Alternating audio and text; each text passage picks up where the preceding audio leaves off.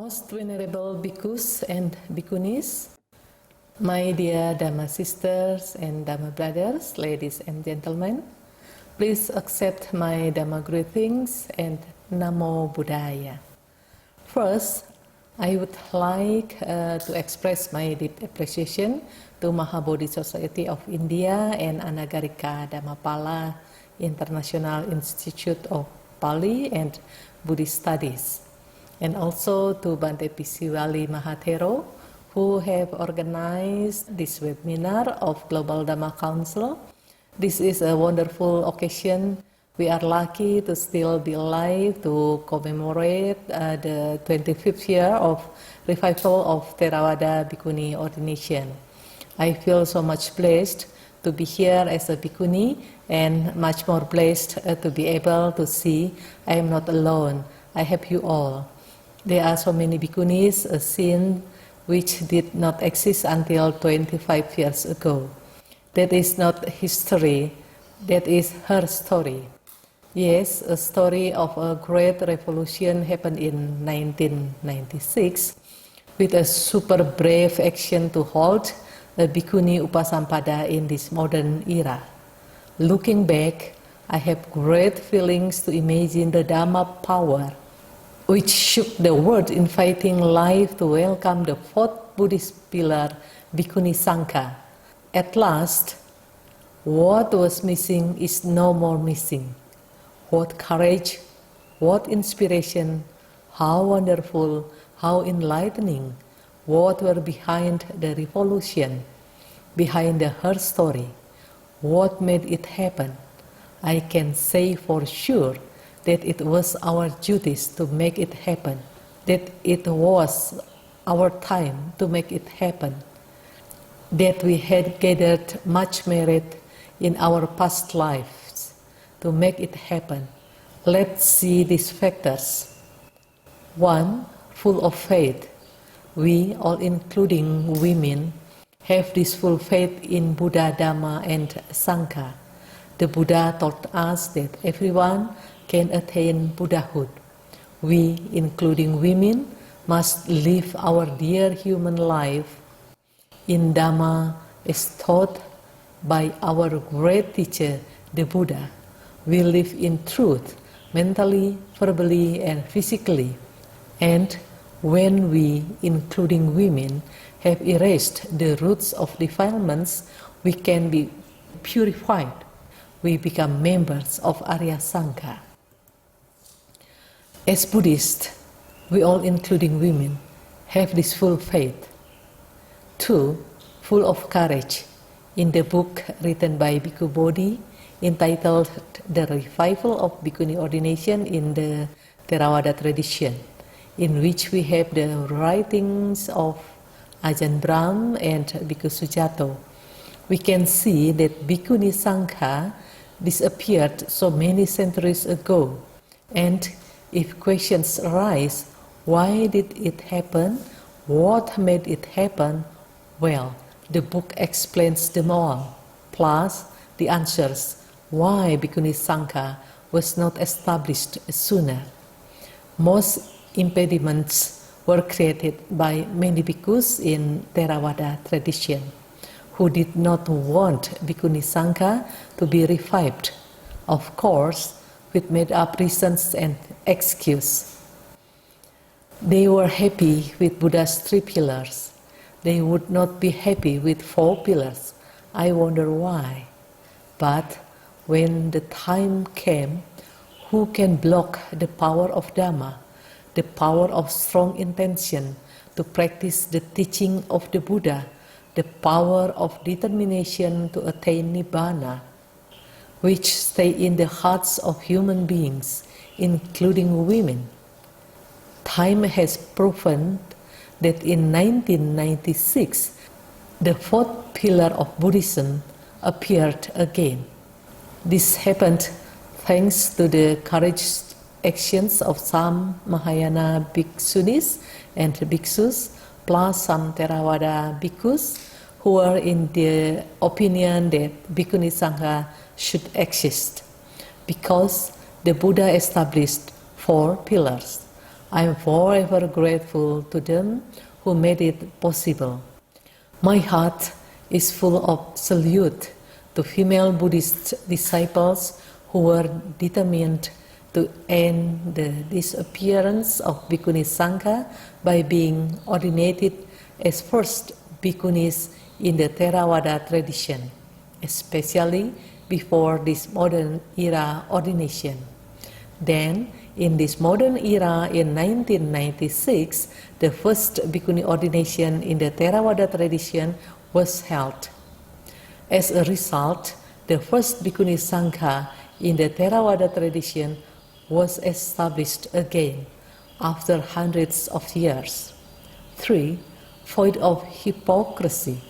I have great admiration to the Bhikkhunis and Bhikkhus who took the big risk to give Bhikkhuni ordination in the Theravada tradition. I cannot imagine what hardships they experienced before, during, and after doing so. There must have been pros, cons about it. Those who were against must have given them a lot of pressure and problems. Our bhikkhu supporters and our lay supporters are void of hypocrisy, and we who have been ordained are void of hypocrisy. Only hypocrites who oppose what the Buddha established, his 4 pillars, meaning bhikkhus, bhikkhunis, upasakas, and upasikas, crystal clear. Buddha Sasana will be much stronger with those 4. Only hypocrites who hinder the revival of Bhikkhuni ordination, well, maybe they strongly proclaim, we are the disciples of the Buddha, we protect the Sasana.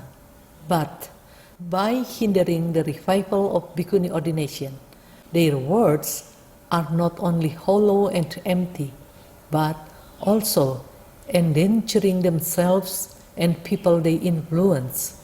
4. Not easy to take offense. 25 years have passed, and the world sees the growth of the number of bhikkhunis. Despite the pressure given by the opponents, the world also sees the growth of the number of bhikkhus supporting the existence of Bhikkhuni Sangha. This fact is gladdening the heart. I have some experience. While I was giving Dhamma talk in a vihara, a monk telephoned a layperson, ordering him to stop me. The layperson got annoyed and replied that they were listening to wonderful Dhamma, and they would stop me if it was not Dhamma, as they were not stupid. Bhikkhunis' activity schedules for meditation retreats, etc., were printed on pieces of papers to be shown to lay people. Some bhikkhus do not allow the announcement to be shown in their viharas. Let me stick them in my shop, Ayah, said a shop owner. Thanks to that, most lay people understand the difference between Dhamma and Adhamma, kindness and hatred. I learned a very important lesson. Don't be easy to take offense. Why? Happy to undertake the task that is hard. Well, it is true that we have undertaken the task that is hard, reviving Bhikkhuni Sangha as Buddha's 4th pillar, but we are doing it happily, gladly, together, working hand in hand with those 3 other pillars. Buddha's disciples will keep and protect the 4 pillars.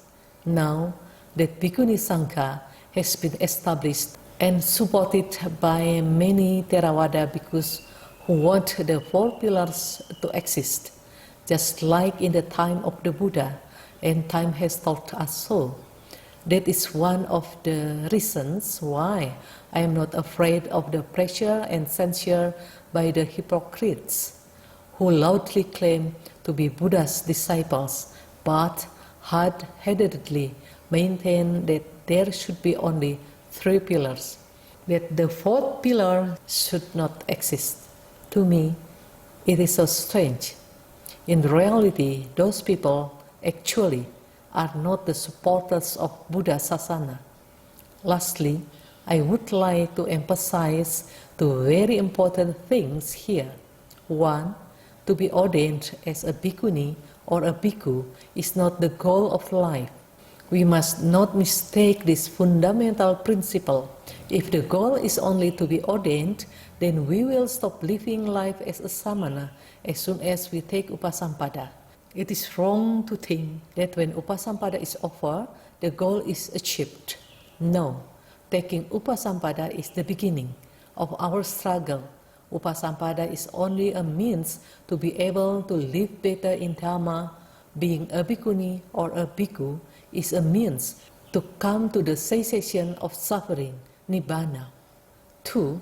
Let's not make stupid mistakes. The existence of bhikkhunis is blamed for so many negative things. So, we must make a Dhamma shield. Let's be good, be wise, and be useful for the benefits of many. And let us be careful, be well behaved, let us make Dhamma live longer.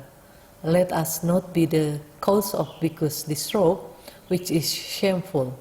Let us prove that bhikkhu Sangha can develop better because of the existence of bhikkhuni Sangha, and vice versa. Let us be strong and be happy, my dear sisters, and let's not be afraid. If we practice Dhamma, Dhamma will protect us. Once again, happy 25th year of the revival of Theravada Bhikkhuni ordination in modern era. May all beings be happy, and may the best come to us all. Thank you.